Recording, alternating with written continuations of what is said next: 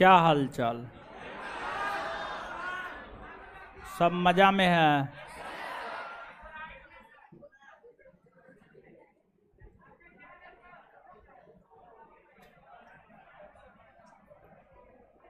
हे चश्मिश,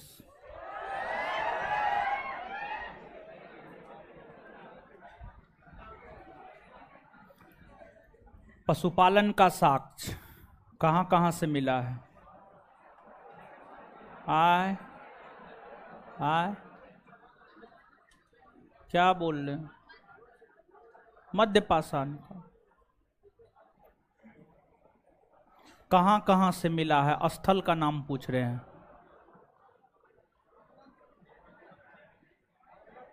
बागौर और आदमगढ़, आदमगढ़ और बागौर। बैठ जाइए।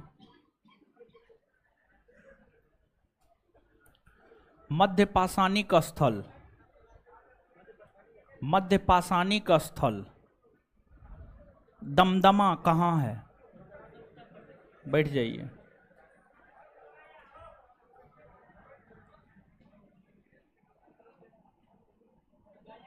हे, आप ही से हाँ।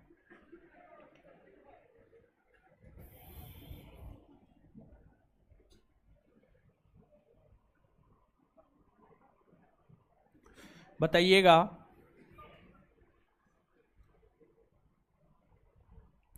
किस काल को मृदभांड संस्कृति कहते हैं? नव पाषाण काल। बैठ जाइए। ऐ रो उधर चश्मा खड़ा होइए।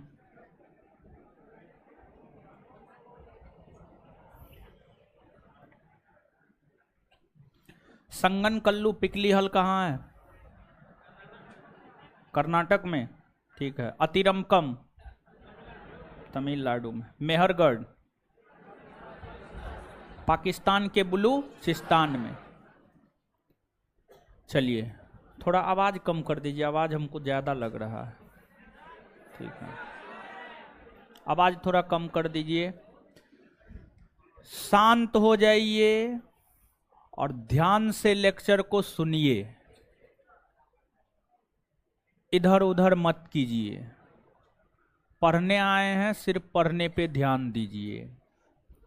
रिक्वेस्ट है हाथ जोड़ के, वो भी शांति बनाकर।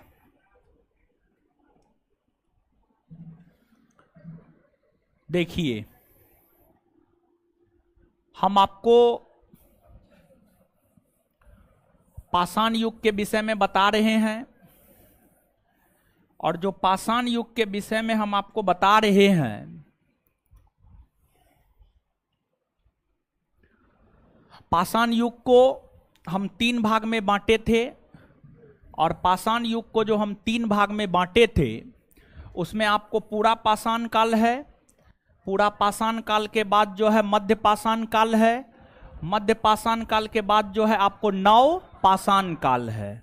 पूरा पाषाण काल मानव उत्पत्ति से लेकर 10,000 ईस्वी पूर्व, मध्य पाषाण काल 10,000 ईस्वी पूर्व से 5500 ईस्वी पूर्व, और इसके बाद जो है नव पाषाण काल 5500 ईस्वी पूर्व से 3000 ईस्वी पूर्व, 3000 ईस्वी पूर्व। ठीक है, ये जो है आपको पूरा पाषाण कालीन ईस्वी के संदर्भ में किस कालखंड का कब से कब तक कार्यकाल है, इस संदर्भ में जो है हम आपको बताए हैं। अब यहां पर हम लोग मूलतः नवपाषाणिक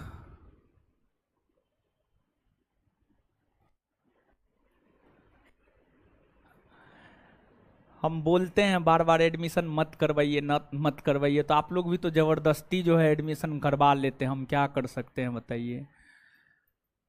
बड़ा क्लासरूम जो है ना, क्या बताएं, अब कुछ नहीं बताएंगे। पढ़िए, थोड़ा दिन और जो है कष्ट कीजिए, थोड़ा दिन और, ज्यादा दिन नहीं।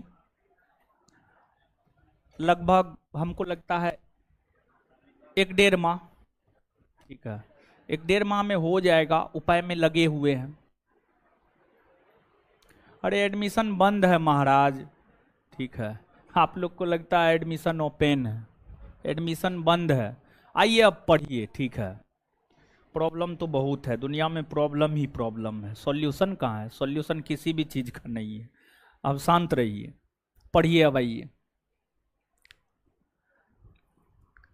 ताम्र पाषाण काल आस्था कुमारी बताएंगे। हाँ, अभी पाषाण युग खत्म ही नहीं हुआ और ताम्र पाषाण पे चली गई। मतलब आम का मौसम खत्म ही नहीं हुआ है, इमली खोजने लगी, कहाँ से मिलेगा? आम का मौसम में पहले आम का मजा लीजिए, उसके बाद इमली खोजिएगा। पढ़िए, देखिए।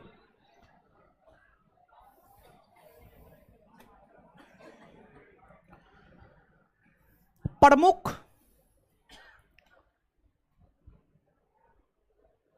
जो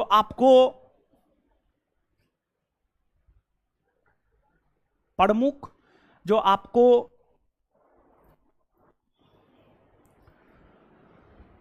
नवपाषाणिक बस्ती है, उसमें उसी के विषय में बात करना है मेरे ख्याल से। हम कॉपी देखे तो हमको तो लग रहा है उसी के विषय में बात करना, हाँ या ना? वही ना? हाँ। प्रमुख नवपाषाणिक बस्ती में बुर्जहोम है, गुफकराल है, चिरांद है, पिकली हल है,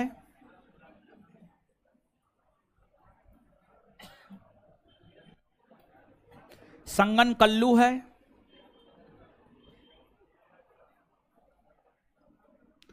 पिकली हल है, संगन कल्लू है, अतिरंपकम,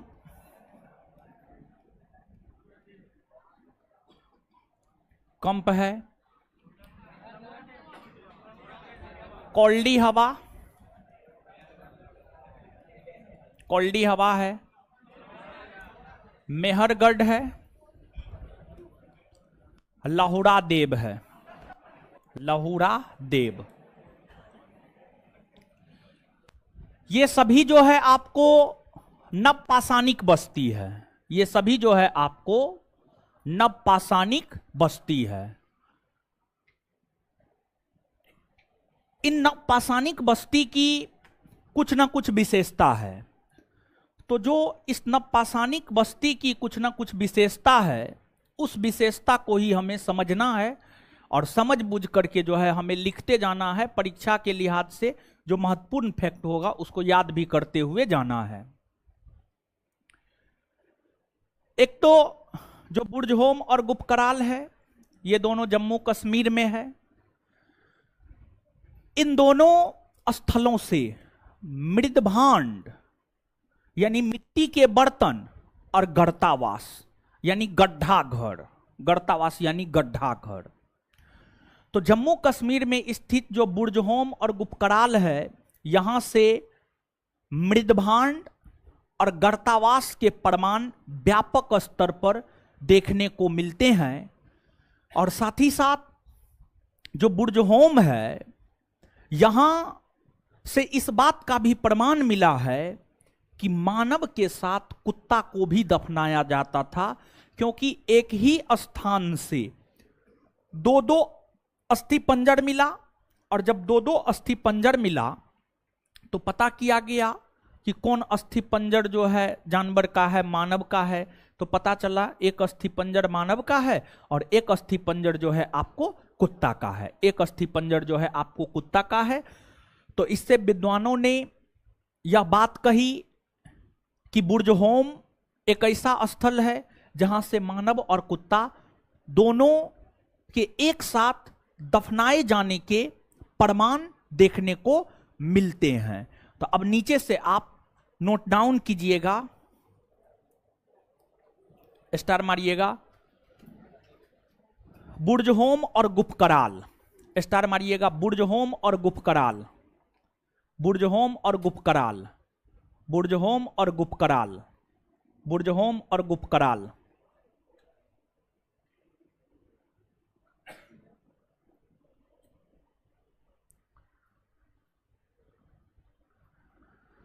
यहां से यहां से यहां से गर्ताबास और मृदभांड, यहां से गर्ताबास और मृदभांड, यहां से गर्ताबास और मृदभांड। गर्ताबास के कॉस्ट में लिख लीजिएगा गड्ढा घर, गर्ताबास के कॉस्ट में लिख लीजिएगा गड्ढा घर, गड्ढा घर। गर्ताबास के कॉस्ट में लिख लीजिएगा गड्ढा घर, गड्ढा घर। गर्दावास और मृदभांड, मृदभांड, मृदभांड के कॉस्ट में लिख लीजिएगा मिट्टी का बर्तन, मृदभांड के कॉस्ट में लिख लीजिएगा मिट्टी का बर्तन, मिट्टी का बर्तन, मिट्टी का बर्तन। मिला है,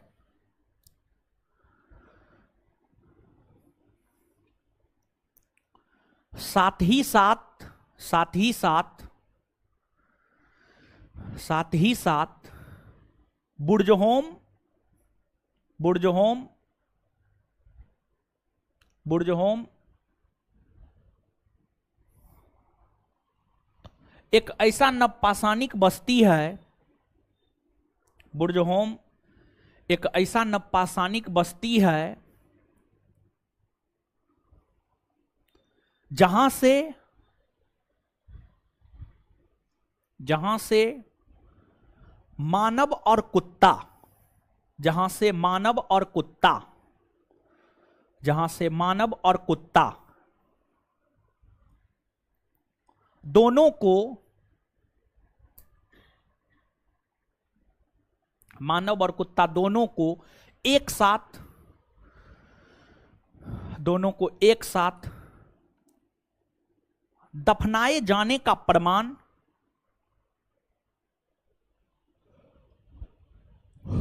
दोनों को एक साथ दफनाए जाने का प्रमाण मिला है, मिला है, मिला है, फुल स्टॉप। अब आगे सुनिएगा, आगे जो है आपको चिरांद है।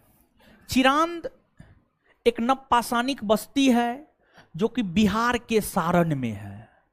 देखिए, मानव सबसे पहले पाषाण यानी पत्थर का औजार बनाया, क्योंकि पाषाण आसानी से उपलब्ध हो जाता था, पत्थर आसानी से उपलब्ध हो जाता था, इसलिए मानव ने सबसे पहले पाषाण यानी पत्थर का औजार बनाया। बाद में जाकर मानव हड्डी के भी औजार बनाने लगे, जानवर के हड्डी के औजार बनाने लगे, जानवर के हड्डी के औजार।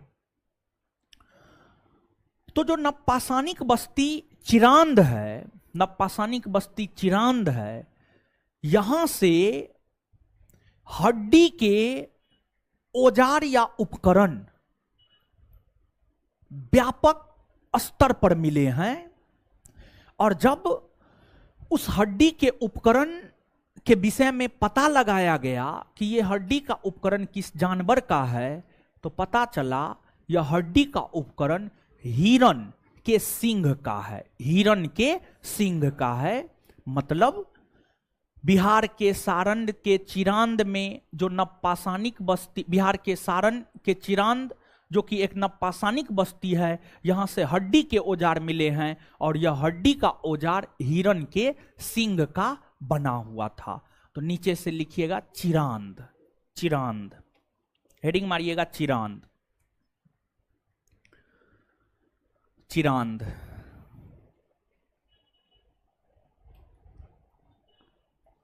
यह बिहार के सारण में स्थित, यह बिहार के सारण में स्थित, यह बिहार के सारण में स्थित, यह बिहार के सारण में स्थित, यह बिहार के सारण में स्थित एक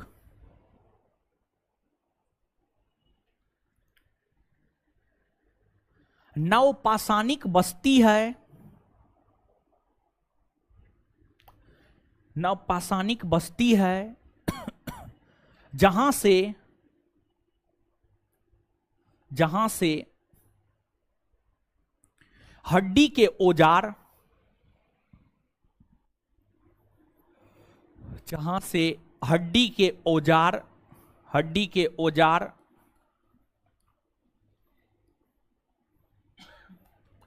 जहां से हड्डी के औजार मिले हैं, जहां से हड्डी के औजार मिले हैं,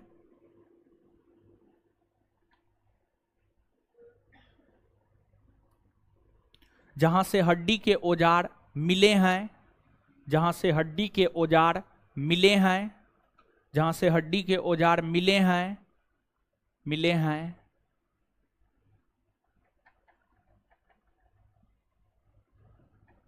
यह औजार, यह औजार, यह औजार हिरण के सींग, यह औजार हिरण के सींग,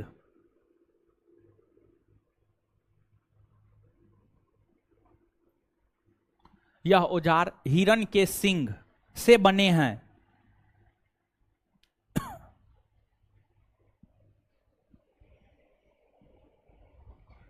से बने हैं। चलिए आगे सुनिए, आगे सुनिए। पिकली हॉल, शंख समझते हैं? शंख, शंख, शंख, शंख समझते हैं? क्या होता है?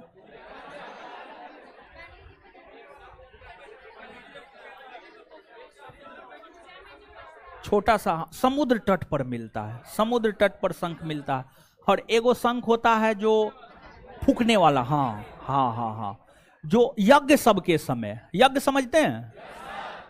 नहीं समझते हैं?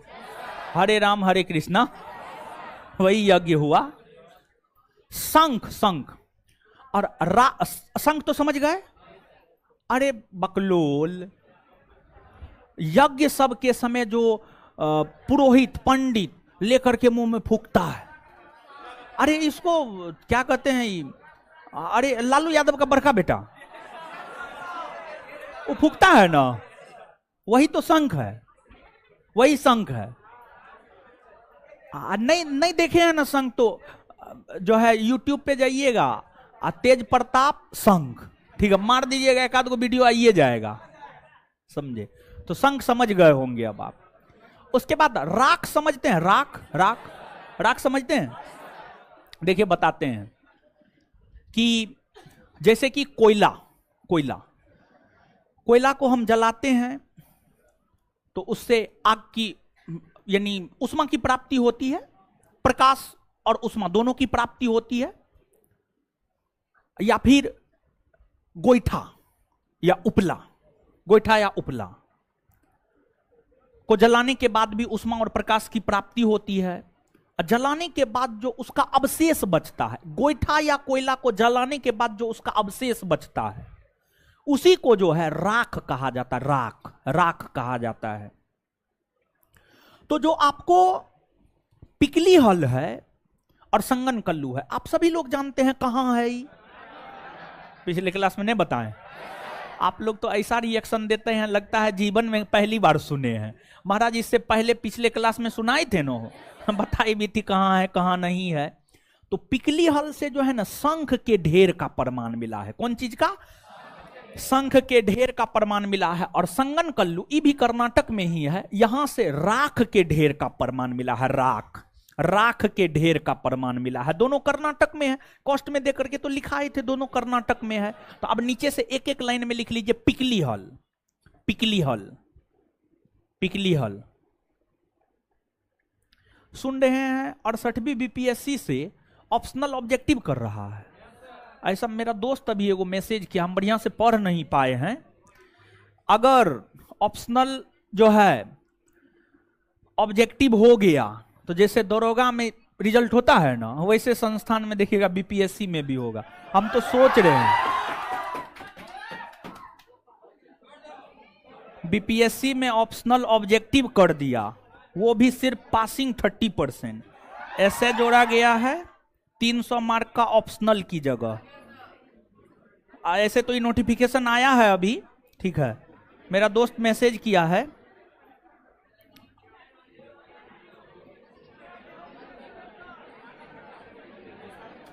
मजा आ जाएगा अगर ऐसा हो जाता है तो, समझ गए? ऑब्जेक्टिव हम लोग के पास इतना कलेक्शन है, हम तो आपको देवे नहीं करते हैं।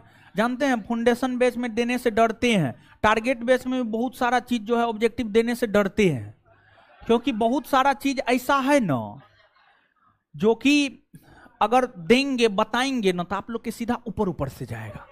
ठीक है, ऊपर ऊपर ऊपर से जाएगा तो फिर आप हमको पसंद नहीं कीजिएगा, पसंद नहीं कीजिएगा, मेरा बैच नहीं बनेगा, पैसा नहीं आएगा। ऐसा कोई बात नहीं है। परीक्षा के क्वेश्चन को ध्यान में रखते हुए हम आपको बताते हैं, पढ़ाते हैं। बताने के लिए बहुत कुछ है। जीएस देखिए, आईटी का जमाना है, इंफॉर्मेशन टेक्नोलॉजी का जमाना, डाटा का कोई कमी नहीं है, लेकिन उसमें टीचर का क्या काम होता है? क्वेश्चन बैंक को देखते हुए चूज कर कर के जो है चीजों को बताना, ताकि क्वेश्चन आपसे परीक्षा में बने। और सुबह में 10 से 12 बैच जो है पढ़ा रहे थे, ज्योग्राफी पढ़ा रहे थे, उस टाइम में बहुत सारा परीक्षा हुआ था, सारा परीक्षा में क्वेश्चन नोट से आया, चाहे नोट में जितना दिए उससे मतलब नहीं है। आप लोग भी जो पढ़ रहे हैं ना, आप क्वेश्चन बैंक जाकर के बनाइएगा या फिर परीक्षा दीजिएगा ना, तब आपको पता चलेगा कि क्या मिलता है क्या नहीं मिलता है। ऐसे तो भेड़िया धसान की तरफ पढ़ते रहिएगा तो कुछ हो नहीं पता चलेगा, लेकिन जब क्वेश्चन बैंक देखिएगा, परीक्षा दीजिएगा, तब आपको पता चलेगा।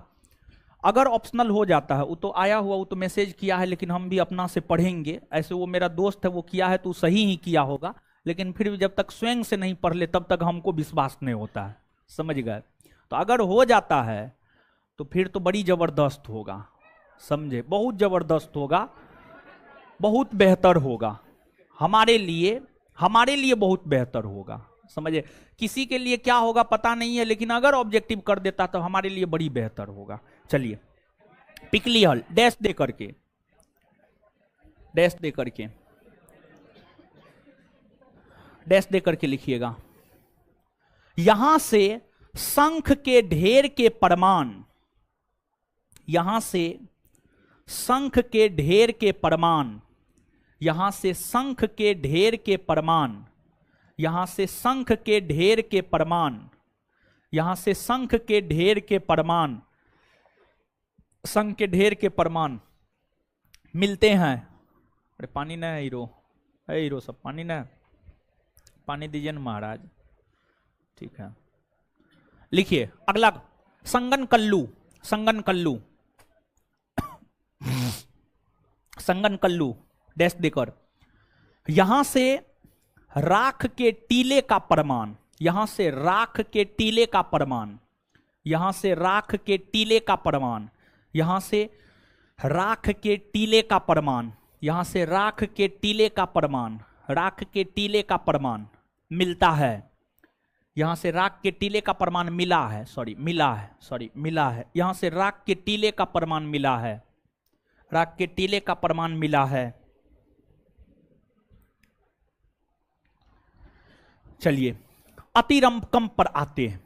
देखिए सुनिएगा भाई जी लोग, अतिरंपकम, एक तो ये जो नवपाषाणिक बस्ती है, ये नवपाषाणिक बस्ती जो है तमिलनाडु में है। अब यहां पर थोड़ा सा रोकते हैं।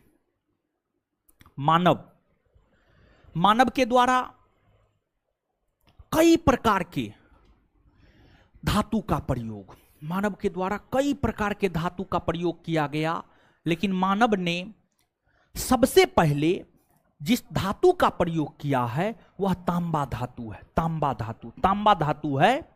और मानव ने आपको 5000 ईस्वी पूर्व में, मानव ने 5000 ईस्वी पूर्व में, मानव ने 5000 ईस्वी पूर्व में, 5000 ईस्वी पूर्व में मानव ने तांबा धातु का पहली बार प्रयोग किया। और तांबा धातु से मानव ने कुल्हाड़ी बनाया था। कुल्हाड़ी, कुल्हाड़ी, कुल्हाड़ी समझते हैं? अरे जिससे काटा जाता है, आप लोग नहीं पढ़िएगा तो काटेंगे ला करके, समझ गए? तो कुल्हाड़ी बनाया। तो तांबा धातु का प्रयोग करते हुए मानव ने पहली बार कुल्हाड़ी बनाया, और उस कुल्हाड़ी का प्रमाण तमिलनाडु के अतिरंपकम से मिलता है, तमिलनाडु के अतिरंपकम से मिलता है, तमिलनाडु के अतिरंपकम से मिलता है। समझ गए? तो याद रखिएगा यहां पे दो बात, यहां पे दो बात नहीं, तीन बात। एक बात, मानव ने सबसे पहले कौन धातु का प्रयोग किया और कब किया। दूसरी बात, तांबे के कुल्हाड़ी कहां से मिले हैं। और तीसरी बात, अतिरंपकम नामक नवपाषाणिक स्थल कहां है। तीनों समझ गए? तो हेडिंग मारिएगा अतिरंपकम। हैंड टू हैंड पास कर दीजिए ना, काहे आइएगा, काहे कष्ट कीजिएगा। हमारे लिए कोई कष्ट करे हमको सही नहीं लगता है। हैंड टू हैंड पास कीजिए। चलिए लिखिए, यह तमिलनाडु में स्थित है।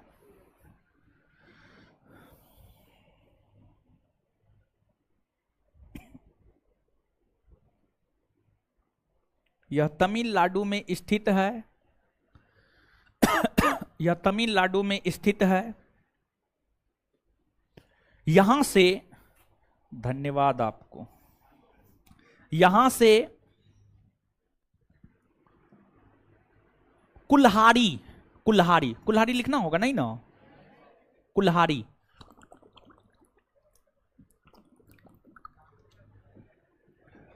यहां से कुल्हाड़ी के प्रमाण मिले हैं। यहां से कुल्हाड़ी के प्रमाण मिले हैं। अरे लिखिए ना महाराज, आगे लिखाएंगे ना हम आपको, आप काहे चिंता करते हैं। यहां से कुल्हाड़ी के प्रमाण मिले हैं, फुल स्टॉप। यह कुल्हाड़ी, यह कुल्हाड़ी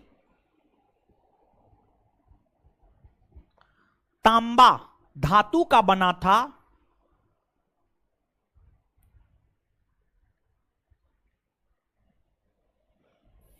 तांबा धातु का बना था।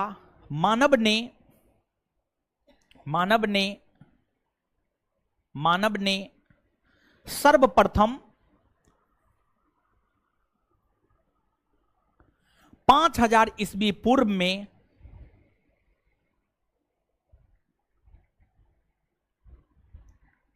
तांबा धातु का प्रयोग, तांबा धातु का प्रयोग, तांबा धातु का प्रयोग, तांबा धातु का प्रयोग, तांबा धातु का प्रयोग किया था। तांबा धातु का प्रयोग किया था, किया था। चलिए आगे हेडिंग मारिए, कोल्डी हवा, कोल्डी हवा।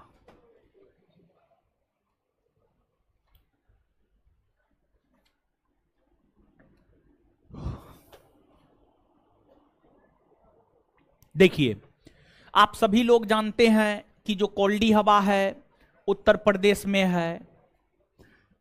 चावल का, चावल, चावल समझते हैं ना, अरे भात, भात, हाँ समझते हैं ना, हाँ चावल, एकदम भात दाल चोखा खा के कम्बल तान के सो जाते होंगे आप लोग, नहीं तो मुर्गा भात खा के। हाँ, चावल का सबसे प्राचीनतम साक्ष्य यहीं से मिला है, कोल्डी हवा से, और उत्तर प्रदेश में है। ये कहां है? उत्तर प्रदेश। तो नीचे से लिखिएगा कोल्डी हवा। चावल का सबसे प्राचीनतम साक्ष्य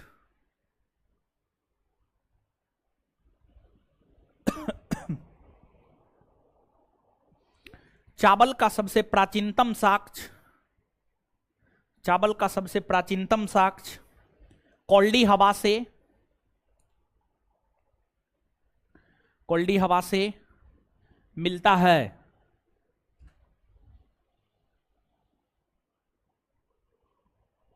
कोल्डी हवा से मिलता है। आगे अब सुनिएगा, देखिए ध्यान दीजिएगा। मेहरगढ़ और लहरादेव, ध्यान से सुनिएगा। जो मेहरगढ़ है, यहां से कृषि करने के सबसे प्राचीनतम साक्ष्य मिले हैं। मतलब मानव कृषि भी करता था, इसका सबसे पुराना साक्ष्य मेहरगढ़ से मिलता है। इसका सबसे पुराना साक्ष्य मेहरगढ़ से मिलता है। लेकिन आधुनिक अनुसंधान से यह पता चलता है कि कृषि का सबसे प्राचीनतम साक्ष्य मेहरगढ़ नहीं बल्कि उत्तर प्रदेश के लोहरा देव से मिलता है। उत्तर प्रदेश के लोहरा देव से मिलता है। और एक बात हम आपको बता दें, जैसे जैसे रिसर्च होगा ना, प्राचीन भारतीय इतिहास में आप जो चीज पढ़ते हैं ना वो परिवर्तन हो सकता है, उसमें परिवर्तन हो सकता है। जैसे प्राचीन भारतीय इतिहास में एक चीज आप पढ़ते हैं, विश्व की सबसे प्राचीनतम सभ्यता मेसोपोटामिया की सभ्यता, और दूसरी प्राचीनतम सभ्यता मिस्र की सभ्यता, और तीसरी प्राचीनतम सभ्यता हड़प्पा सभ्यता, हड़प्पा सभ्यता। लेकिन ध्यान दीजिएगा, हाल फिलहाल में आधुनिक रिसर्च में यह पाया जा रहा है कि हड़प्पा सभ्यता मिस्र और मेसोपोटामिया के सभ्यता से भी पुरानी है। अगर इस पर विश्व के सभी इतिहासकार पक्की मुहर लगा देता है तो कल के डेट में जाकर आपको पढ़ना पड़ेगा कि विश्व की सबसे पुरानी सभ्यता हड़प्पा सभ्यता। लेकिन अभी तक इस बात पर पूर्णतः मुहर नहीं लगा है, इसलिए अभी तक यही पढ़ना है कि विश्व की प्राचीनतम सभ्यता मेसोपोटामिया, मेसोपोटामिया। देखिए, जो प्राचीन भारतीय इतिहास है ना, जो प्राचीन भारतीय इतिहास है, प्राचीन भारतीय इतिहास के विषय में जानकारी मूल तौर पर हमें पुरातात्विक स्रोत से प्राप्त होती है। मतलब जो प्राचीनतम स्थल है उसको खोदते हैं, खोदने से जो वस्तु मिलता है उससे हम प्राचीन भारतीय इतिहास के विषय में जानकारी प्राप्त करते हैं। उसी आधार पर विद्वान प्राचीन भारतीय इतिहास के विषय में लिखते हैं और वही सब जानकारी हमें प्राप्त होता है। तो हो सकता है कि और भी स्थलों की खुदाई हो, वो स्थल कुछ और हमें जानकारी दे दे, ये भी तो हो सकता है। और जब कुछ और जानकारी दे देगा तो सीधा प्राचीन भारतीय इतिहास पलट जाएगा। तो प्राचीन भारतीय इतिहास में डाटा दिन प्रतिदिन जो है चेंज होता रहेगा। तो यहां पर हम आपको यह बात बताए, जब तक नवपाषाणिक स्थल लोहरा देव की खोज नहीं हुई थी तब तक यह मान्यता थी कि कृषि का सबसे प्राचीनतम साक्ष्य मेहरगढ़ से मिला है। लेकिन जब लोहरा देव की खोज हुई तो यहां पर पाया गया कि मेहरगढ़ से भी प्राचीनतम कृषि के साक्ष्य लोहरा देव से मिलता है। तो अब यहां पर देखिए, दो क्वेश्चन पूछा है और आगे भी यहां से यही दो क्वेश्चन पूछेगा। तो अगर आप समझे हैं तो आप इसका उत्तर दीजिएगा। हम एमसीक्यू टाइप में जो है क्वेश्चन आपको दे रहे हैं, दोनों क्वेश्चन बोर्ड पे लिख रहे हैं और आगे हम आपको लिखा देंगे, आपको टेंशन नहीं लेना है। कृषि के सबसे प्राचीनतम साक्ष्य, कृषि के सबसे प्राचीनतम साक्ष्य मिलते हैं, मिलते हैं, मिलते हैं, मिले हैं, ठीक है, मिले हैं, मिले हैं होगा, मिले हैं।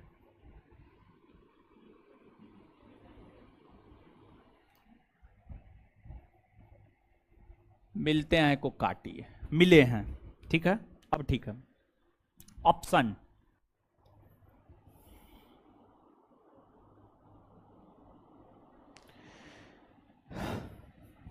बुर्जहोम, चिरांद,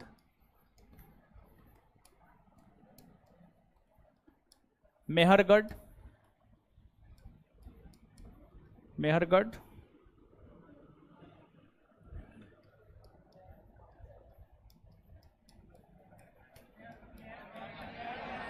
संगनकल्लू, ठीक है। क्वेश्चन एक है। क्वेश्चन नंबर 2, कृषि के सबसे प्राचीनतम साक्ष्य साक्ष्य मिले हैं, मिले हैं। मेहरगढ़,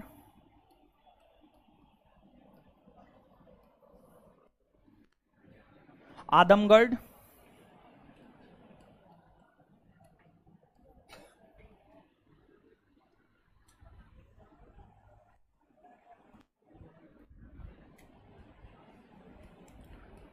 गुपकराल,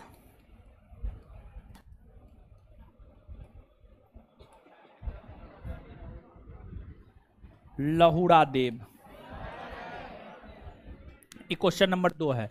बताइए क्वेश्चन नंबर 1 में आंसर क्या हो? सी होगा। चलिए ठीक है, बहुत बढ़िया। ऑप्शन नंबर डी में, ऑप्शन नंबर 2 में, सॉरी क्वेश्चन नंबर 2 में डी होगा ना? डी होगा। चलिए ठीक है, आप लोग सही उत्तर दे रहे हैं, मतलब चीजों को आप समझ रहे हैं। ठीक है, तो अब नीचे से आप लिखिएगा, नीचे से लिखिएगा मेहरगढ़, मेहरगढ़। यह पाकिस्तान के बलूचिस्तान में है।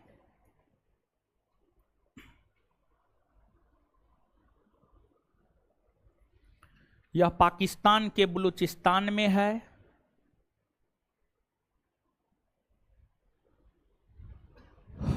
यह पाकिस्तान के बलूचिस्तान में है।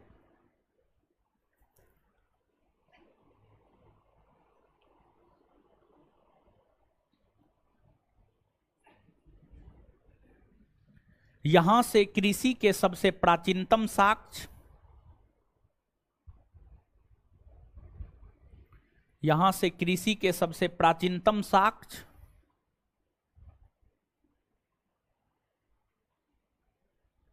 मिलते हैं।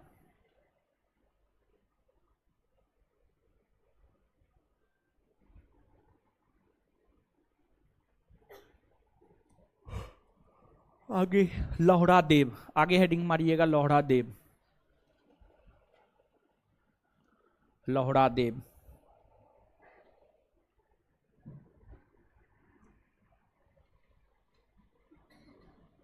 लिखिएगा आधुनिक अनुसंधान, आधुनिक अनुसंधान से यह पता चलता है कि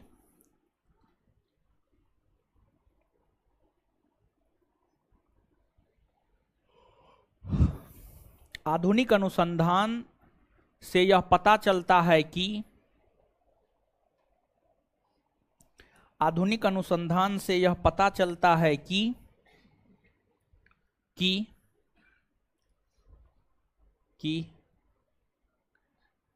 कृषि का सबसे प्राचीनतम साक्ष्य, कृषि का सबसे प्राचीनतम साक्ष्य, कृषि का सबसे प्राचीनतम साक्ष्य लोहड़ा देव से, लोहड़ा देव से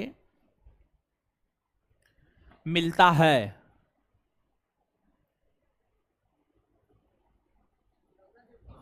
उत्तर प्रदेश में है लोहड़ा देव है। हाँ, अरे चावल हम थोड़े बता रहे हैं जी, तो आगे बता रहे हैं। ठीक है, जो बता रहे हैं वो समझिए ना, आगे फिर बताएंगे, चिंता काहे करते। चलिए लिख लिए। अब जो है ये जो 2 क्वेश्चन बोर्ड पे लिखा हुआ है, इसको छाप लीजिए, आंसर टिक कर लीजिए, ताकि कंफ्यूजन कभी ना रहे जीवन में। ठीक है, जल्दी से छापिए, ऑनलाइन ऑफलाइन सब छापिए, छापिए हो।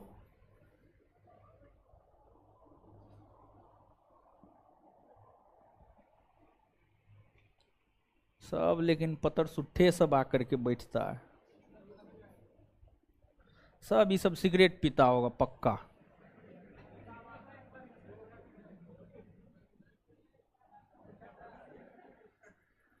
सुट्टा मारता होगा, सुट्टा, चाय सिगरेट, खूब मजा आता है क्या जी? Yes sir. अच्छा, कभी पकड़ाइएगा, नानी याद तो हम दिला देंगे। बीड़ी पीते हैं?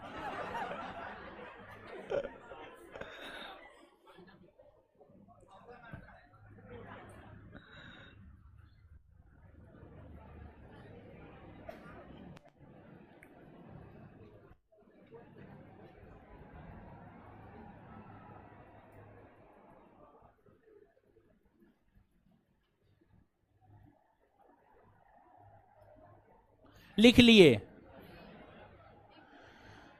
जल्दी लिखिए।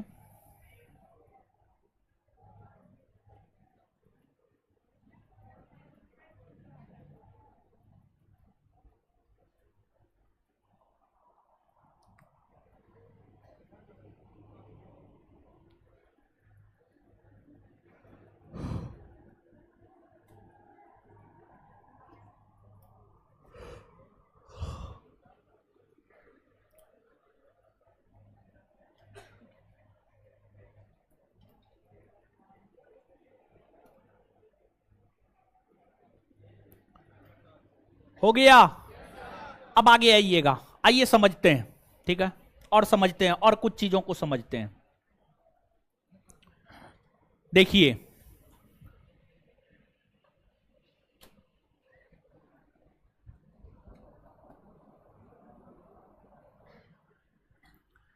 एक होता है ताम्रपाषाण संस्कृति, ठीक है, एक होता है ताम्रपाषाण संस्कृति।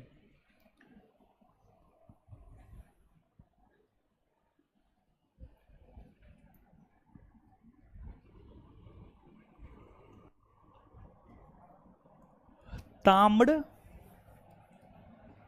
पाषाण संस्कृति।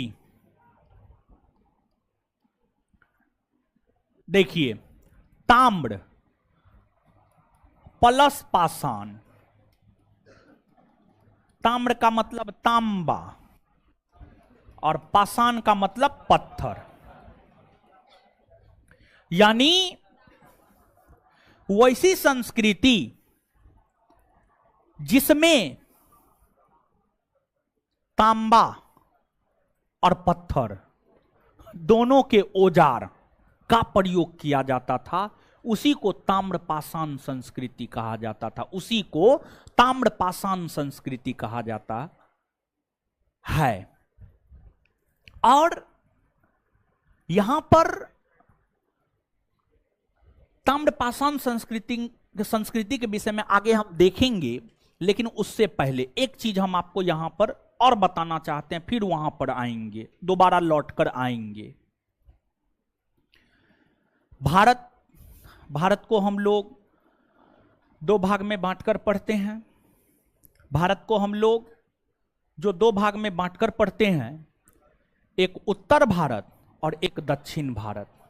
भारत के मध्य से होकर, मध्य प्रदेश से होकर विंध्याचल पर्वत गुजरती है, इसे ऊपर जाते हैं उत्तर भारत और नीचे आते हैं दक्षिण भारत। ऊपर जाते हैं उत्तर भारत और नीचे आते हैं दक्षिण भारत, नीचे आते हैं दक्षिण भारत। जब पाषाण युग का अंत हुआ, पाषाण युग आप याद कीजिए, मानव उत्पत्ति से लेकर 3000 ईस्वी पूर्व, 3000 ईस्वी पूर्व जब पाषाण युग का अंत हुआ, तो पाषाण युग के अंत होने और पाषाण युग के अंत होने के बाद उत्तर भारत में जिस संस्कृति का विकास हुआ, उसे हम लोग हड़प्पा संस्कृति कहते हैं, उसे हम लोग हड़प्पा संस्कृति कहते हैं। वहीं पाषाण युग के अंत होने के बाद दक्षिण भारत में जिस संस्कृति का विकास हुआ, उसे हम लोग महापाषाण संस्कृति कहते हैं, उसे हम लोग महापाषाण संस्कृति कहते हैं। महापाषाण संस्कृति। तो एक बार फिर से सुनिएगा, पाषाण युग के अंत होने और एक प्रश्न जो आपके मन में आ सकता है वह यह है, पाषाण युग का अंत क्यों हुआ? तो जलवायु परिवर्तन के कारण। पाषाण युग में पृथ्वी के अधिकतर भूभाग बर्फ से ढका हुआ था। पृथ्वी के अधिकतर भूभाग बर्फ से ढका हुआ था, लेकिन धीरे धीरे जो है बर्फ पिघल गया पूरा का पूरा। क्लाइमेट चेंज के कारण, जलवायु परिवर्तन के कारण पाषाण युग का अंत हुआ। पाषाण युग का अंत हुआ और पाषाण युग के अंत होने के बाद उत्तर भारत में जिस संस्कृति का विकास हुआ उसे हड़प्पा संस्कृति, और दक्षिण भारत में जिस संस्कृति का विकास हुआ उसे महापाषाण संस्कृति। लेकिन ध्यान रहे कि हड़प्पा संस्कृति और पाषाण संस्कृति के बीच, हड़प्पा संस्कृति और पाषाण संस्कृति के बीच एक अन्य संस्कृति का उदय हुआ जिसे हम लोग ताम्र पाषाण संस्कृति कहते हैं, जिसे हम लोग ताम्र पाषाण संस्कृति कहते हैं। और प्रमुख ताम्र पाषाण संस्कृति के जो उदाहरण है, प्रमुख ताम्र पाषाण संस्कृति के जो उदाहरण है, आपको जोड़बे संस्कृति, जोड़बे संस्कृति ताम्रपाषाण संस्कृति के उदाहरण है। कायथा संस्कृति ताम्रपाषाण संस्कृति के उदाहरण है। मालवा संस्कृति ताम्रपाषाण संस्कृति के उदाहरण है। फिर जो है आपको बनास या आहार संस्कृति, बनास या आहार संस्कृति, यह आपको, ये जो तमाम संस्कृति है, जोड़बे संस्कृति, कैथा संस्कृति, मालवा संस्कृति, बनास या आहार संस्कृति, ये जो तमाम संस्कृति है ये ताम्रपाषाण संस्कृति के उदाहरण है। ये जो है आपको ताम्रपाषाण संस्कृति के उदाहरण है। और ध्यान रहे कि जो जोड़बे संस्कृति है, जोड़बे संस्कृति का विकास महाराष्ट्र में हुआ था। जोड़बे संस्कृति का विकास महाराष्ट्र के क्षेत्र में हुआ था। कैथा और मालवा संस्कृति का विकास मध्य प्रदेश के क्षेत्र में हुआ था। और बनास या आहार संस्कृति का विकास राजस्थान के क्षेत्र में हुआ था, राजस्थान के क्षेत्र में हुआ था।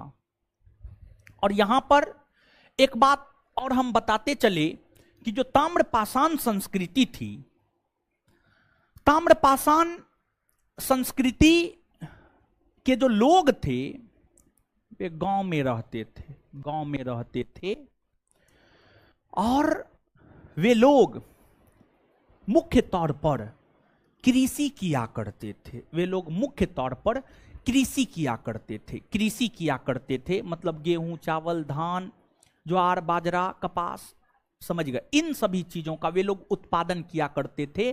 तो जो ताम्रपाषाण संस्कृति है, ताम्रपाषाण संस्कृति के विषय में हम यह बात कह सकते हैं कि जो ताम्रपाषाण संस्कृति है यह एक प्रकार का ग्रामीण और कृषक संस्कृति, यह एक प्रकार का ग्रामीण और कृषक संस्कृति था। यह एक प्रकार का ग्रामीण और कृषक संस्कृति था। इस संस्कृति के लोग गांव में रहते थे और कृषि कार्य जो है किया करते थे। जैसे आगे चलकर जब आप हड़प्पा संस्कृति को पढ़ेंगे तो हड़प्पा संस्कृति के विषय में आपको देखने को मिलेगा, हड़प्पा संस्कृति एक नगरीय या शहरीय संस्कृति थी। फिर जब आप वैदिक संस्कृति को पढ़ेंगे तो आपको यह देखने को मिलेगा, यह पढ़ने को मिलेगा कि वैदिक संस्कृति एक प्रकार की ग्रामीण संस्कृति थी, एक प्रकार की ग्रामीण संस्कृति थी। समझ गए? तो ये सब बात भी आप याद रखिएगा। अब नीचे से नोट डाउन करना प्रारंभ कीजिए, लिखिए।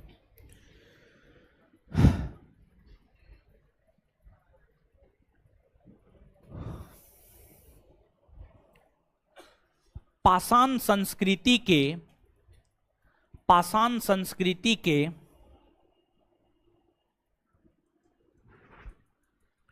पाषाण संस्कृति के पाषाण संस्कृति के संस्कृति के अंत होने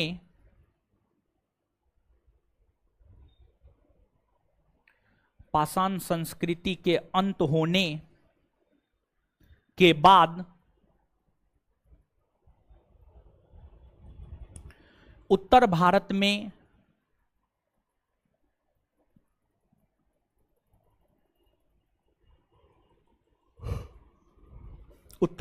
में जिस संस्कृति का विकास हुआ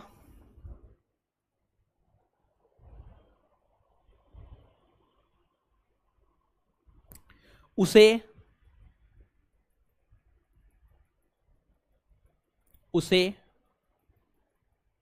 हड़प्पा संस्कृति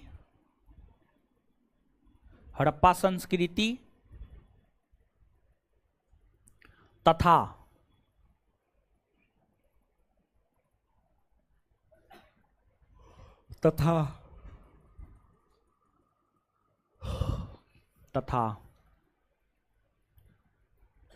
दक्षिण भारत में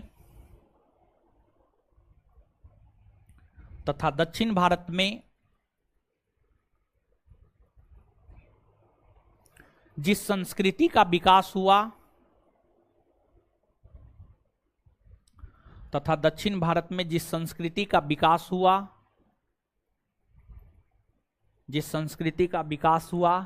उसे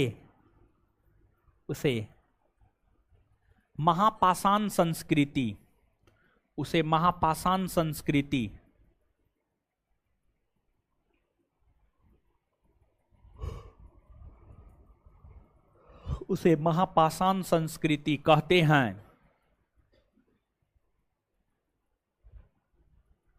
उसे महापाषाण संस्कृति कहते हैं। अब नीचे से लिखिएगा, नीचे से पाषाण संस्कृति और हड़प्पा संस्कृति के बीच, नीचे से लिखिएगा, पाषाण संस्कृति और हड़प्पा संस्कृति के बीच पाषाण संस्कृति और हड़प्पा संस्कृति के बीच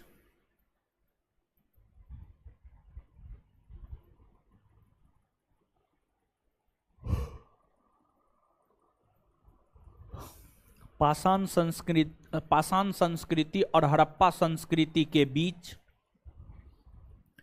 भारत में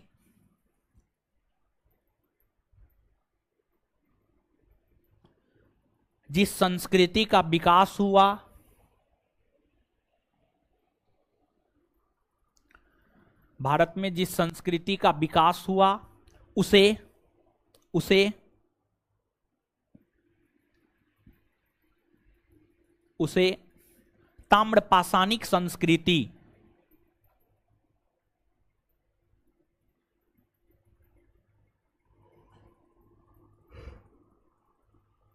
उसे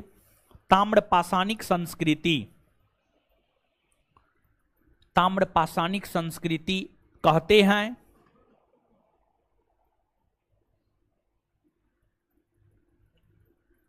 यह एक प्रकार की ग्रामीण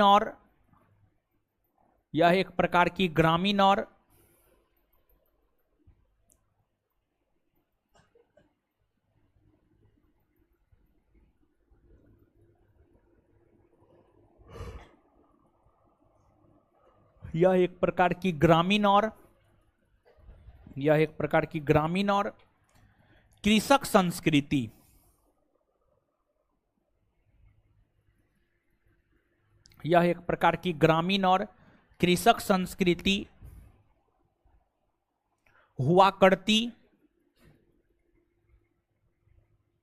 हुआ करती थी। इस संस्कृति के प्रमुख उदाहरण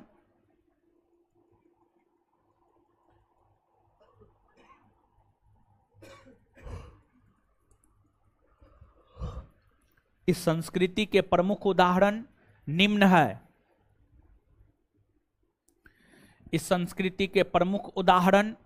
है। एक नंबर में महाराष्ट्र का जोड़वे संस्कृति, महाराष्ट्र का जोड़वे संस्कृति,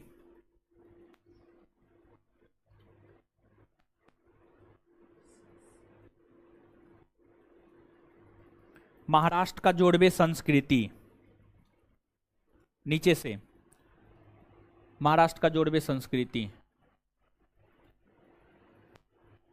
डैश देकर इस संस्कृति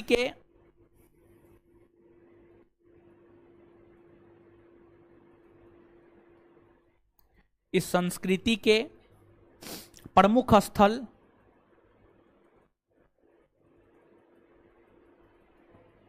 इस संस्कृति के प्रमुख स्थल जोड़वे, जोड़वे, जोड़वे, नेवासा, जोड़वे, नेवासा,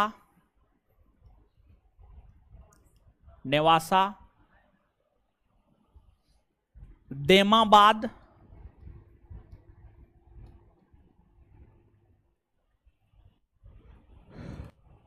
इनामगांव, इनामगांव, इनामगांव इत्यादि प्रमुख है, इनामगांव इत्यादि प्रमुख है।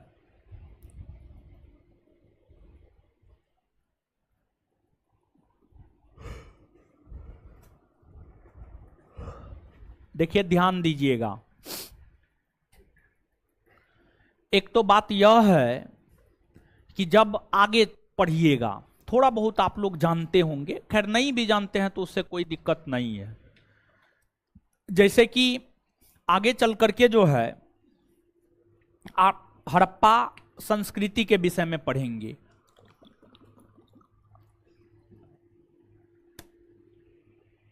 आगे चलकर जब आप हड़प्पा संस्कृति के विषय में पढ़ेंगे तो वहां पर आपको यह पढ़ने को मिलेगा कि हड़प्पा संस्कृति के प्रमुख स्थल हड़प्पा, मोहनजोदड़ो, लोथल, कालीबंगा, वनमाली इत्यादि है। जैसे कि आप इसको ऐसे भी समझ सकते हैं, जैसे वर्तमान का भारत है, जो वर्तमान का भारत है, वर्तमान के भारत के प्रमुख शहर कौन कौन है? दिल्ली, मुंबई, कोलकाता, चेन्नई, है या नहीं है? हाँ या ना? क्या सब शहर का वही महत्व है जो दिल्ली, मुंबई, चेन्नई, कलकत्ता का है? ना, ऐसा ना है। भारत में हजारों की संख्या में शहर है, लेकिन जो महत्व दिल्ली, मुंबई, चेन्नई, कोलकाता का है वो महत्व तो हर शहर का नहीं हो सकता है। तो जैसे आज ये 4 प्रमुख शहर है, वैसे ही हर कालखंड में अलग अलग शहर प्रमुख शहर के तौर पर जो है आपको उभरा है। तो ताम्रपाषाण संस्कृति के अंतर्गत आने वाले जोड़वे संस्कृति के प्रमुख स्थल ये नेवासा, जोड़वे, दैमाबाद, इनामगांव है। ये सब महाराष्ट्र में है। कहां है? महाराष्ट्र में। ये सब स्थल कहां है? महाराष्ट्र में है। क्योंकि जोड़वे संस्कृति का विकास ही महाराष्ट्र में हुआ है, तो जोड़वे संस्कृति के सभी स्थल महाराष्ट्र में होंगे। कॉमन सेंस वाली बात है, और कॉमन सेंस के साथ साथ ऐसा है भी। तो मतलब अगर आपसे पूछा जाएगा दैमाबाद कहां है, क्या कहिएगा? महाराष्ट्र। इनामगांव कहां है? महाराष्ट्र। ताम्रपाषाणिक सभी स्थलों में जो सबसे बड़ा स्थल है वह आपको इनामगांव है, वह आपको इनामगांव है, इनामगांव है। और जब आप हड़प्पा संस्कृति को पढ़िएगा तो हड़प्पा संस्कृति को कांस्युगीन संस्कृति भी कहा जाता है। उसे कांस्युगीन संस्कृति इसलिए कहा जाता है क्योंकि जब हड़प्पाई स्थलों का उत्खनन हुआ ना, तो हड़प्पाई स्थलों के उत्खनन होने पर कांसा धातु का सबसे ज्यादा प्राप्ति हुआ है। कांसा धातु का सबसे ज्यादा प्राप्ति हुआ है, जिस वजह से हड़प्पा संस्कृति को कांस्युगीन संस्कृति भी कहा जाता है। लेकिन जो जोड़वे संस्कृति के स्थल दैमाबाद है, दैमाबाद है, यहां से भी कांसे का प्रमाण मिला है, यहां से भी जो है आपको कांसे का प्रमाण मिला है। ये सब बात भी जो है आपको याद रखना है। अब नीचे से स्टार मार के लिखिएगा, लिखिएगा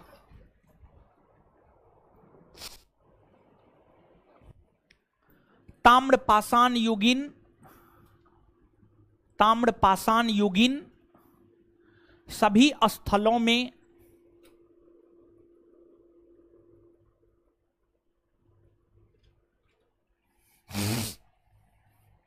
ताम्रपाषाण युगीन सभी स्थलों में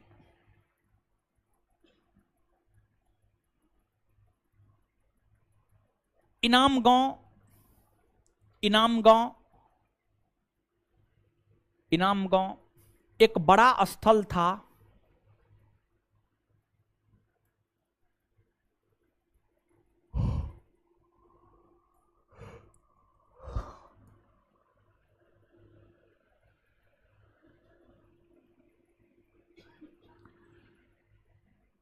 यह स्थल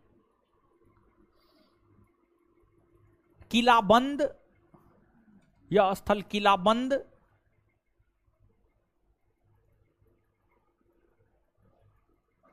यह स्थल किलाबंद था और यहां पर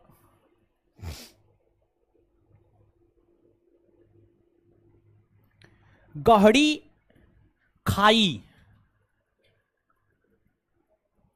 यहां पर गहरी खाई, गहरी खाई, गहरी खाई मतलब गड्ढा, ठीक है, गड्ढा।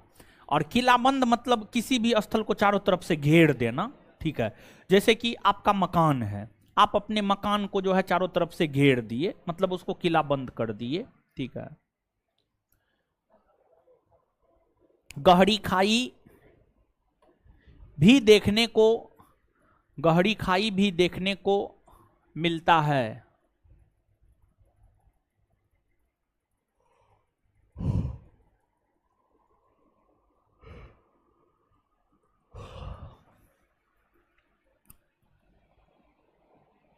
Full stop.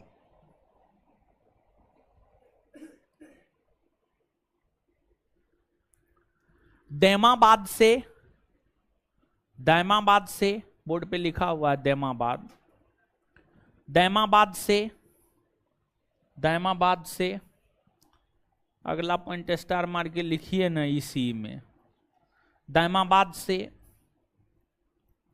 कांसे का प्रमाण, कांसे का प्रमाण,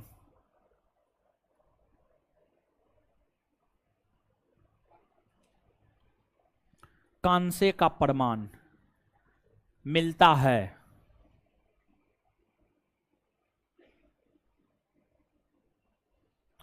अब आगे हेडिंग मारिएगा, बनास या आहार संस्कृति। आगे हेडिंग मारिएगा, बनास या आहार संस्कृति, बनास या आहार संस्कृति, बनास या आहार संस्कृति, बनास या आहार संस्कृति।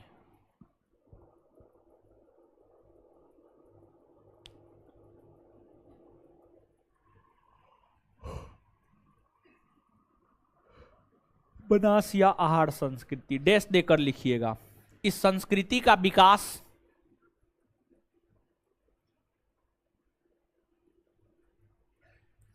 इस संस्कृति का विकास राजस्थान के क्षेत्र में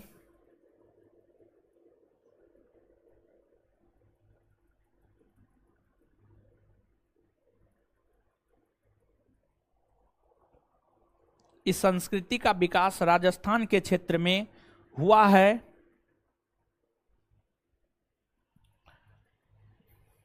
इस संस्कृति के प्रमुख स्थल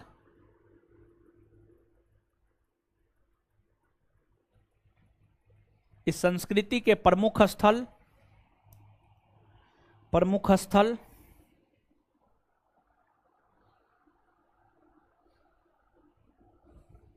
गिलुंद, गिलुंद, गिलुंद, गिलुंद, इस संस्कृति के प्रमुख स्थल गिलुंद, सब राजस्थान में है। गिलुंद, बाद में नहीं पूछिएगा कहाँ है, सब राजस्थान में है।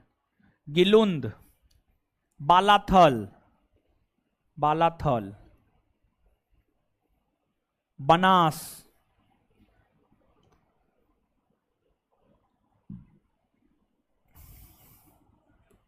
आहार। इस संस्कृति के प्रमुख स्थल गिलुंद, बालाथल, बनास, आहार इत्यादि है, इत्यादि है।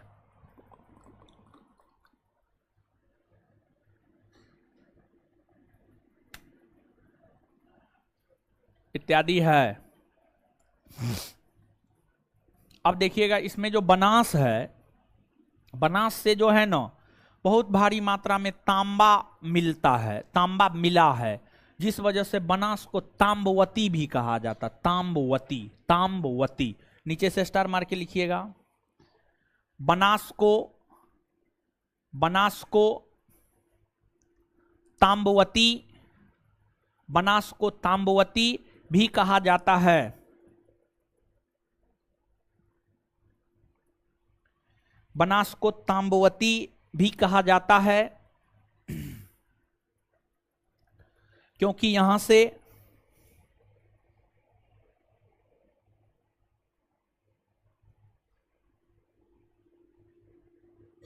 व्यापक स्तर पर तांबा का उत्खनन, क्योंकि यहां से व्यापक स्तर पर तांबा का उत्खनन, तांबा का उत्खनन किया गया है।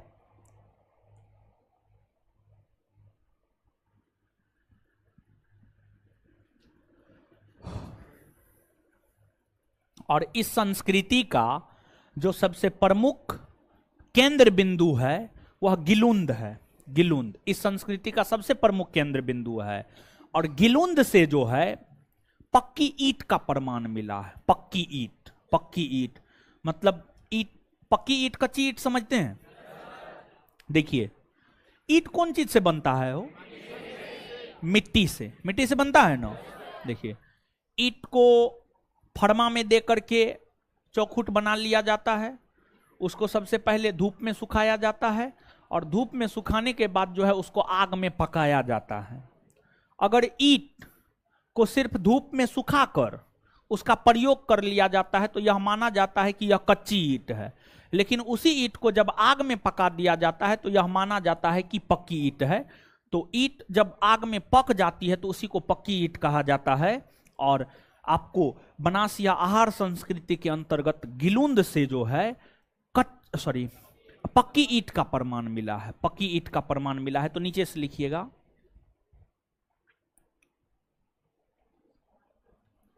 इस संस्कृति का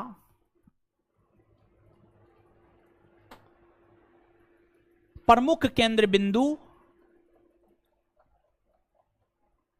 प्रमुख केंद्र बिंदु गिलुंद, गिलुंद, गिलुंद, गिलुंद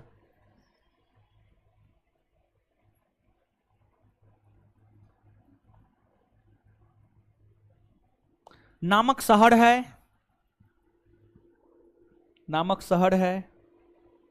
यहां से पक्की ईंटों का साक्ष्य मिला है। यहां से पक्की ईंटों का साक्ष्य मिला है। यहां से पक्की ईंटों का साक्ष्य मिला है।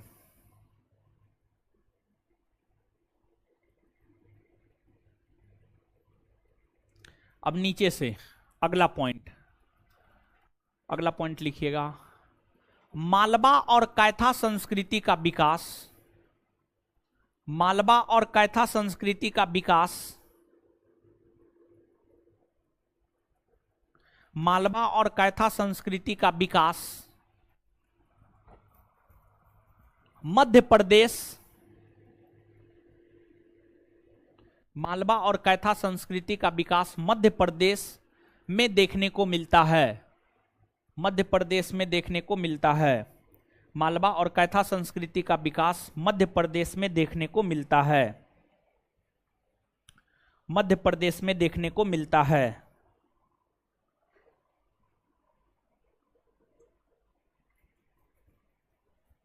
चलिए अब आगे समझिएगा और इसके बाद जो है फिर आगे बढ़ेंगे हम लोग।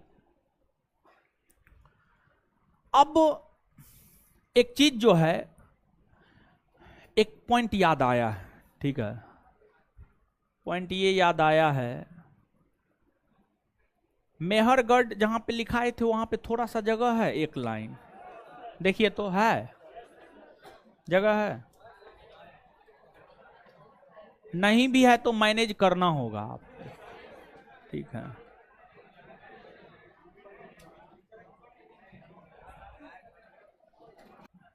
वही हुआ जो होना था, हो गया। बफरिंग करने लगा था, वो नेटवर्क, ऑनलाइन नेटवर्क पर न चलता है, 1 सेकेंड के लिए इधर उधर हुआ, काम तमाम आपका हो गया। सही चल रहा है ना जी? चलिए अब सुनिएगा, शांत रहिए। ऑनलाइन वाला को दिक्कत नहीं हो रहा है? दिक्कत नहीं हो रहा है? बोलिए ना जल्दी जी।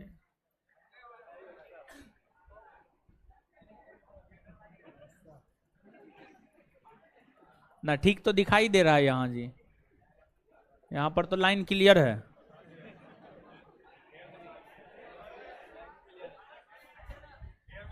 नहाते हैं? दीजिए दीजिए, बाल देखने दीजिए, पूरा रुस्सी है इसके बाल में। आज नहाए हैं? आज नहाए हैं सही में? सुबह में? हम अपने 3 दिन पे नहाते आज नहाए हैं, लेकिन आज नहाए हैं। मंगलवार, बृहस्पतिवार, रविवार 3 दिन नहाते हैं सप्ताह में। उतना बड़का पापी ना है हुआ जी, हो गया है ना, पढ़ाए ना। हमको तो लग रहा था नहीं चल रहा है महाराज, हम इसी वजह से खेल रहे थे सब के साथ। चलिए सुनिए, अब देखिए हम आपको ये बात बता रहे थे, मेहरगढ़ एक ऐसा स्थल है जहां जिसका संबंध पाषाण संस्कृति से लेकर हड़प्पा संस्कृति तक से है। मतलब मेहरगढ़ में बहुत सारे पाषाणकालीन वस्तुओं के भी प्रमाण मिले हैं और हड़प्पा कालीन वस्तुओं के भी प्रमाण मिले हैं। तो मेहरगढ़ में एक पॉइंट लिखिएगा, मेहरगढ़ एक ऐसा स्थल है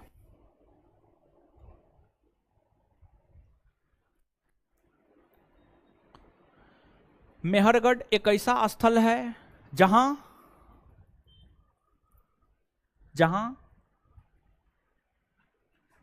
पाषाण संस्कृति से लेकर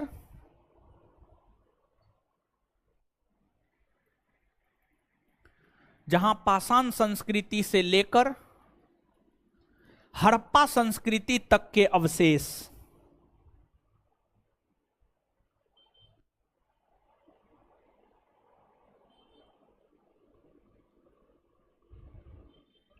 देखने को मिलते हैं। जहां पाषाण संस्कृति से लेकर हड़प्पा संस्कृति तक के अवशेष देखने को मिलते हैं। पाषाण युग खत्म हुआ, ठीक है। अब विविध में 2, 4, 5, 10 पॉइंट बताते हैं और फिर लिखाएंगे। विविध लिखिए, विविध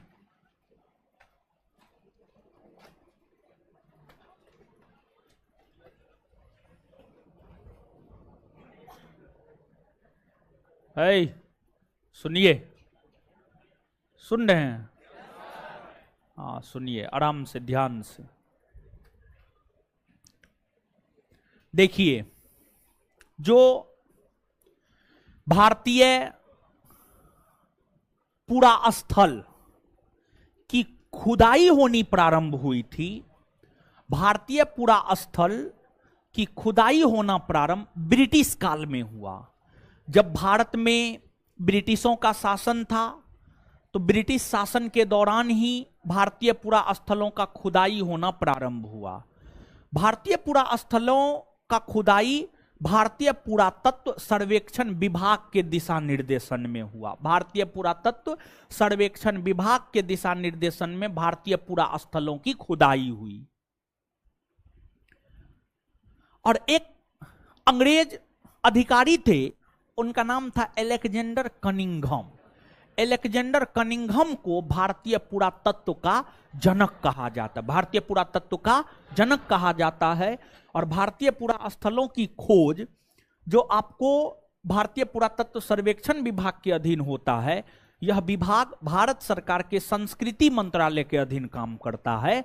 और जब भारत में पुरास्थलों की खुदाई हो रही थी, उसमें एक ब्रिटेन के भूवैज्ञानिक और पुरातत्वविद रॉबर्ट ब्रूस फुट ने बढ़ चढ़कर भाग लिया था। रॉबर्ट ब्रूस फुट ने जो है आपको बढ़ चढ़कर भाग लिया था। तो ये तमाम फैक्ट है, इसको भी आपको लिखना है, नीचे से नोट डाउन कीजिएगा।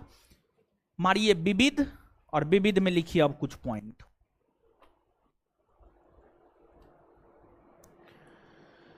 लिखिएगा, भारतीय पुरातत्व का जनक, भारतीय पुरातत्व का जनक अलेक्जेंडर कनिंघम।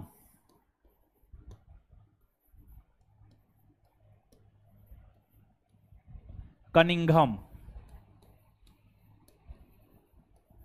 भारतीय पुरातत्व का जनक अलेक्जेंडर कनिंघम, कोस्ट में ब्रिटेन, कोस्ट में ब्रिटेन को माना जाता है।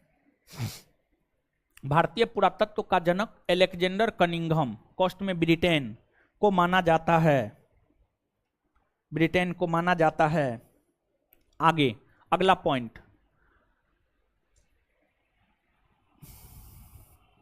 अगला point, Robert Bruce foot, Bruce foot, Robert Bruce foot Britain के रहने वाले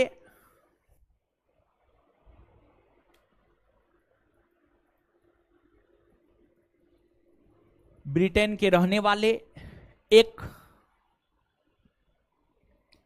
भूगर्भ वैज्ञानिक, एक भूगर्भ वैज्ञानिक और पुरातत्वविद,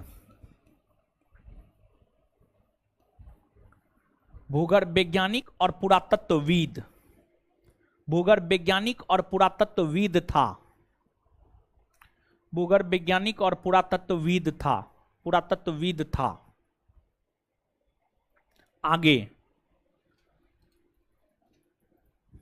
भारतीय पुरातत्व सर्वेक्षण विभाग, अगला पॉइंट,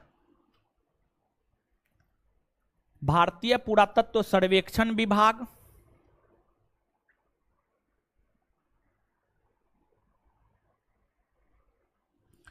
भारत सरकार के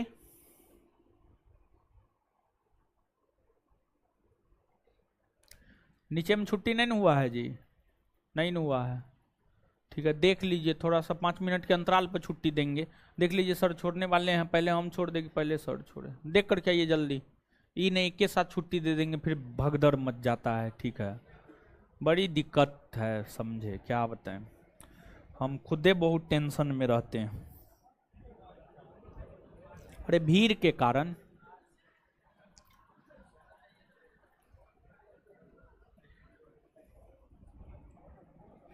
भारतीय पुरातत्व सर्वेक्षण विभाग भारत सरकार के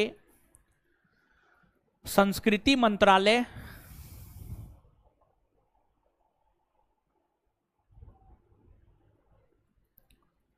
भारत सरकार के संस्कृति मंत्रालय के अधीन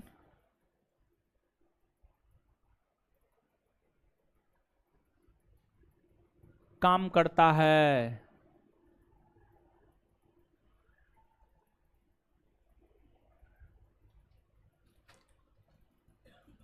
माइटोकॉन्ड्रिया बता रहे हैं, सूत्र कणिका, पावर हाउस, एटीपी।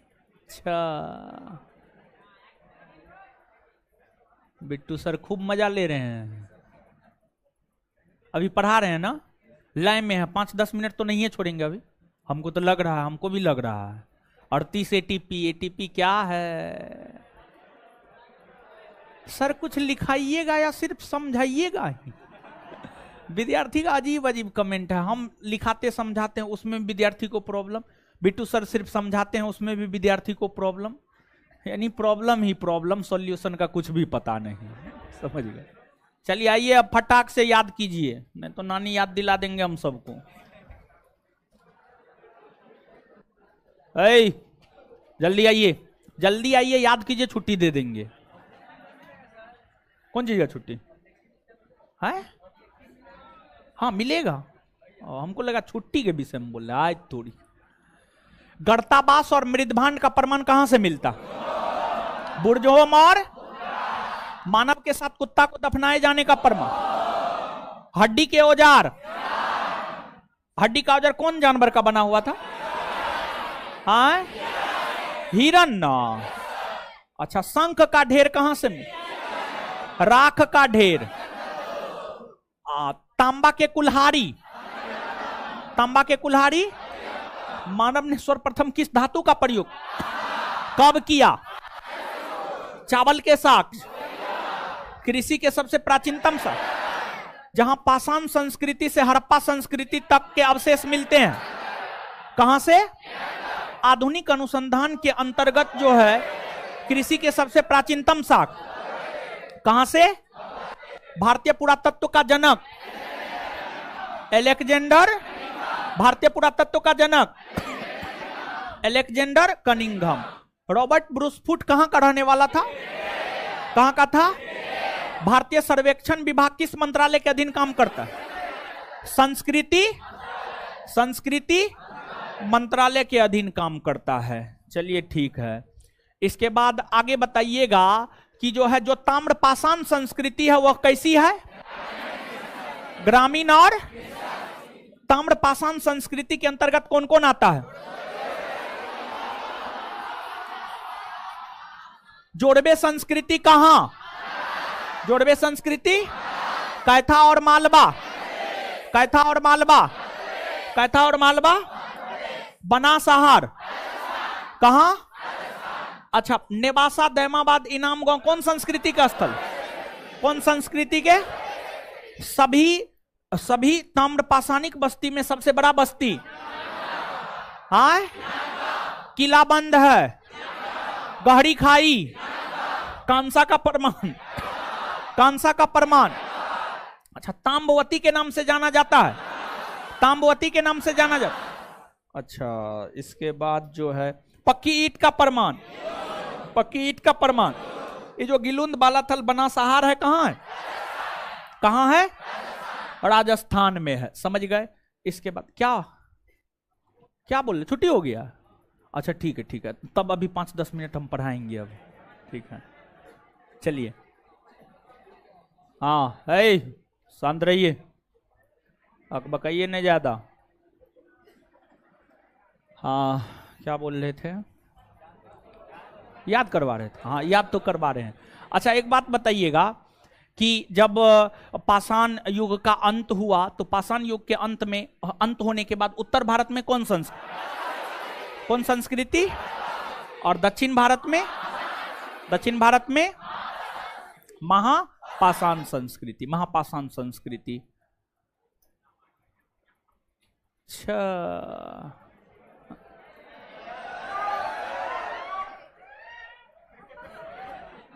आप लोग इतना हल्ला काहे करते हैं?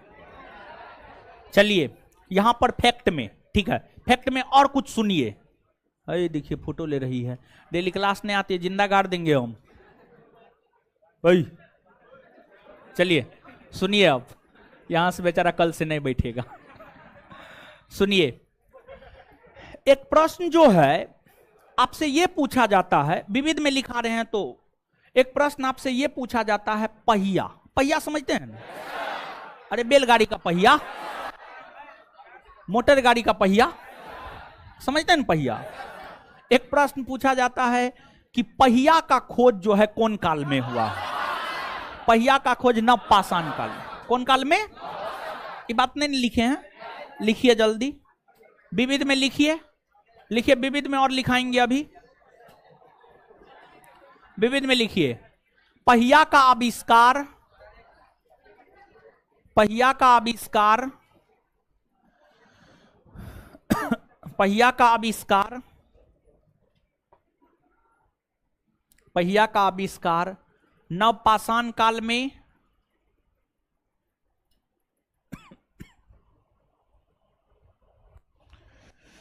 पहिया का आविष्कार नवपाषाण काल में हुआ है। याद करते हुए जाना है इसको, ठीक है। पहिया का आविष्कार नवपाषाण काल में हुआ है। पहिया का आविष्कार नवपाषाण काल में हुआ है। बताइए पहिया का आविष्कार कौन काल में? नव।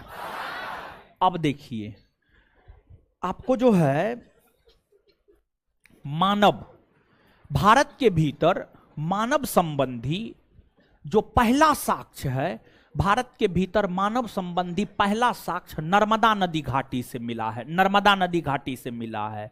और भारत के भीतर मानव के अस्थि पंजर, यानी मानव का, यानी जलाने या दफनाने के बाद जो हड्डी बचता है उसी को अस्थि पंजर कहा जाता है। मानव के अस्थि पंजर का प्रमाण उत्तर प्रदेश के महदहा और सराय नहर, उत्तर प्रदेश के महदहा और सराय नहर से मानव के अस्थि पंजर के प्रमाण मिले हैं। फिर एक साथ 3 मानव को दफनाया गया था। एक साथ 3 मानव के कंकाल मिले हैं। और एक साथ जो 3 मानव के कंकाल मिले हैं, यह उत्तर प्रदेश के दमदमा नामक स्थल से मिला है। उत्तर प्रदेश के दमदमा। और यह जो महदहा, सराय नहर, दमदमा है, ये सब मध्य पाषाणिक स्थल है। मध्य पाषाणिक स्थल, मध्य पाषाणिक स्थल। पाषाण काल को 3 भाग में बांटे हैं, पूरा पाषाण, मध्य पाषाण और नव पाषाण। तो नीचे से स्टार मार के लिखिएगा।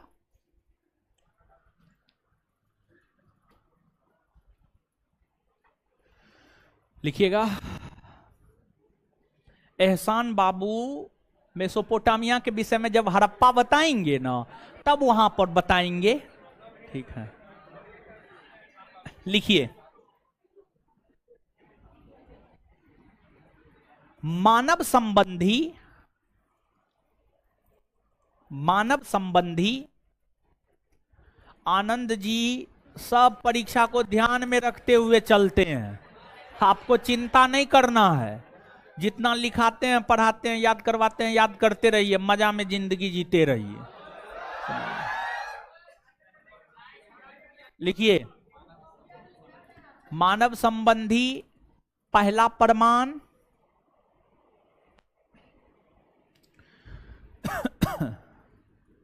मानव संबंधी पहला प्रमाण नर्मदा नदी घाटी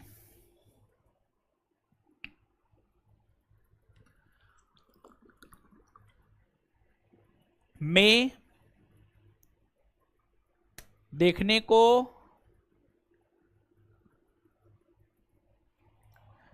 को मिलता है।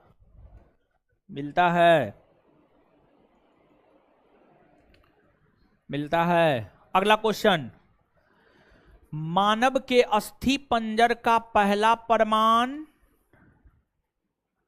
मानव के अस्थि पंजर का पहला प्रमाण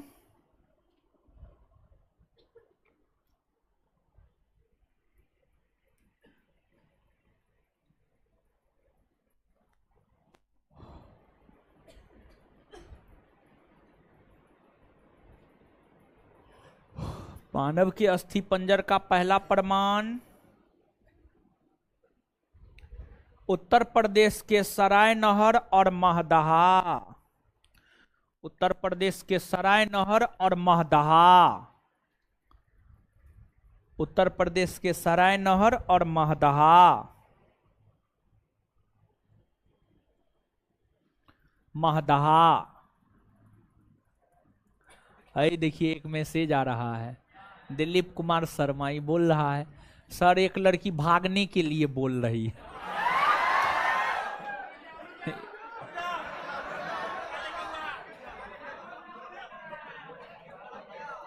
महाराज ये सब काम मत कीजिए,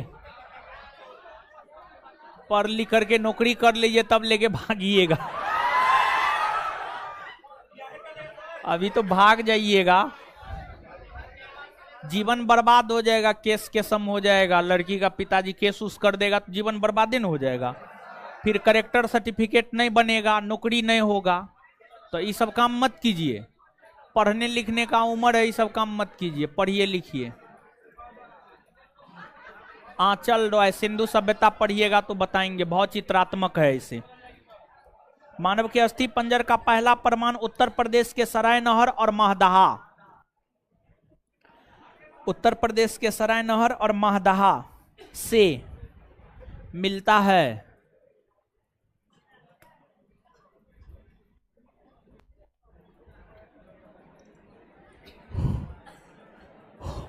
अगला, एक साथ 3 मानव के कंकाल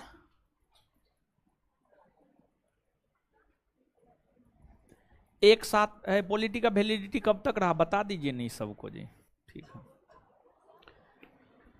जिस दिन से बैच शुरू हुआ उस दिन से 9 महीना तक, समझ गए, पॉलिटी का वैलिडिटी दे दीजिए। देखिए इस सब में कितना दिमाग चलता है, लिखिए। अच्छा प्रीतम जी मैप बता देते हैं, चिंता मत कीजिए।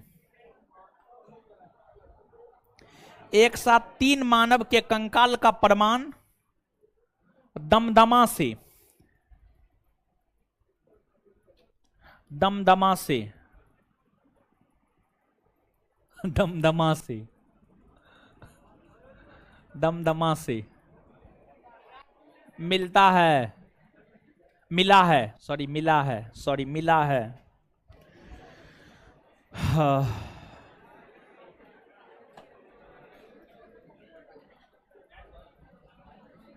चलिए अब ठीक है, अब छोड़ सकते हैं, निकल गया सब, छोड़ सकते हैं। धन्यवाद सभी भाइयों एवं बहनों का। सुनिए, लड़का लोग थोड़ा साइड हो जाइएगा, इधर से लड़की निकलेगी, पहले लड़की निकलेगी, लड़का को निकलना है तो उस सीढ़ी से निकलिए, लड़की इस सीढ़ी से निकलेगी। कि कोई भी लड़की के बीच में नहीं आएगा और लड़की के पीछे से हम निकलेंगे, ठीक है। अरे हीरो सब है, आप लोग को अलग से बोलेंगे, बैठिए बैठिए या साइड होइए। अरे लड़की लोग आप लोग जो है बोलते जाइएगा, खाली कीजिए।